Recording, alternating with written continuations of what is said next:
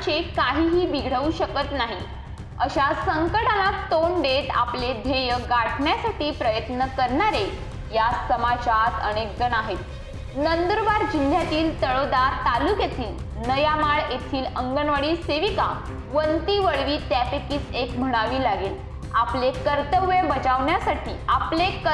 बजावण्यासाठी नदीला पूर असतानाही नदीवर आडव्या झालेल्या झाडावरून कसरत करून ही अंगणवाडी सेविका बैठकीला जात असल्याचे चित्रफित सध्या नंदुरबार जिल्ह्यात मोठ्या प्रमाणात चर्चेत आहे। वंती वळवी ही अंगणवाडी सेविका तळोदा तालुक्यातील नयामाळ येथे कार्यरत आहे।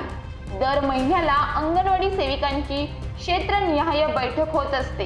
या बैठकीत संपूर्ण महिन्याभरातील कामाचा आढावा घेतला जातो।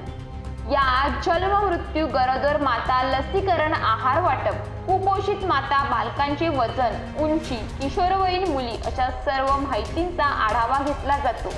त्यानुसार अंगणवाडीला सोयी सुविधा उपलब्ध करून देण्यात येतात।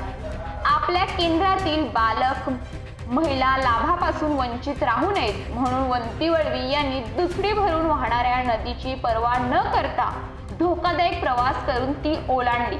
वळवी ही अंगणवाडी सेविका मानधनावर काम करते, परंतु आपल्या कामाविषयी प्रामाणिक असल्याने जीवाची पर्वा न करता शासनाच्या कामासाठी नयामाळ ते इच्छागहाण हे अंतर पायी चालत गेली। त्यानंतर इच्छागहाण सोमावल बैठकीस भर पावसात पोहोचली। यामुळे या अंगणवाडी सेविकेचे सर्व स्तरातून कौतुक होत आहे।